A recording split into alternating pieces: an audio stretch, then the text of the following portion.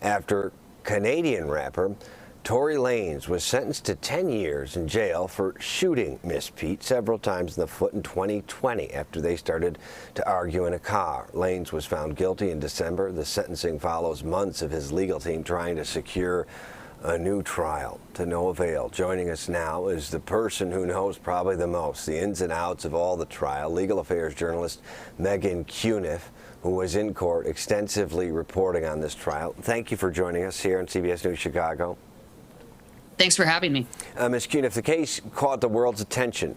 Your reporting has been meticulous. Hundreds of tweets, what happened in the courtroom as it was happening, in a case that caused so much really divisiveness. A lot of people siding with the shooter on social media. The details here are crucial, and you played objective, just the facts. What was the process like in covering this one? You know, the key is meticulous note-taking, and luckily I have a system of note-taking that kind of jogs my memory as I'm going through my notes, and I can almost kind of replay the trial as I'm going through the notes. And this is developed through other cases that I've covered. And the thing that stood out to me here was realizing that really every single detail was important here, and that this was kind of the case that you could empty your notebook on, and people would enjoy every detail of it. Yeah, I mean, because, you had clearly kind of a clear-cut case of someone being shot, but you also had now kind of a he said, she said dynamic also happening here. You've covered other big-name trials, too, with kind of the same M.O. Actor turned convicted rapist Danny Masterson is one of the trials you've covered. What are some things that particularly stood out to you about this trial? The intense interest online and all the debate that had happened over the last months before the trial, especially, and just the intense scrutiny and everything that had gone into her claims. We've see attention for high-profile cases, of course, a lot, but it just didn't seem to ever match the level that we had here. Meghann Thee Stallion, birthday Meghann Pete, was publicly humiliated in some ways. Her trauma was laughed at, made into memes, rap lyrics by her male counterparts. It's just some examples. People said she was lying about, her x-ray of bullet fragments being in her foot.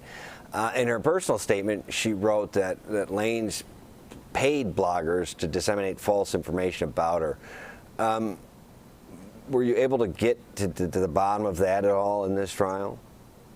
It was always said that, that's almost just kind of how it goes with some of these blogs, that if you want time on the blogs, if you want attention on the blogs, it's a pay-for-play platform that happens with a lot of these blogs. So I think that happens in a lot of cases all over the place. There was never anything one way or the other, but it was pretty obvious that there was just a huge information campaign. And if anyone wasn't an operator for somebody else, it was just kind of a bad faith quest to get hits and to continue a dialogue, maybe not in the most honest fashion. Wow. So it's really, at its core, it's also a story of survival, persistence. In her Elle article, the victim, Miss Pete, shares that people would tell her she's so strong. Conversely, a lot of black women who face assault or abuse are either not believed or left without said support. Will this conviction and sentence potentially empower other victims? Your thoughts? I think it will. And what's significant is that Judge Hereford, when sentencing Tory Lanez, did say that he thought the online social media posts, the song lyrics, everything that he's done to Meghann in the years since the shooting was a major aggravating factor in the sentence. He made that clear, that he thought that was very relevant. And I think that speaks to the harassment that Meghann has faced online, the harassment that other women face online.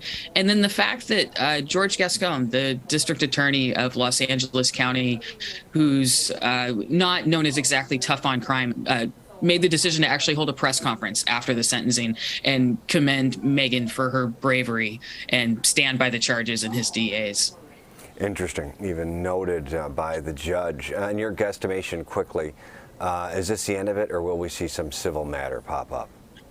Well, he's got Jose Baez, who's the master of a high-profile case, and Jose Baez has already told us that we're going to be back in court for a motion for bail pending appeal, which, as somebody who covers a lot of courts, I just know that that is not going to happen. Judge Hereford's not going to grant that motion, but Baez has made it pretty clear he's going to pursue that, and then there also will be an appeal. So I think the motion for bail will be something that won't go anywhere, but that's going to be the next step. But other than that, this case is pretty much over. Okay. Meghann Cuniff, legal affairs journalist covering the Meghann Thee Stallion Lanez trial. We really appreciate your time. Thank you.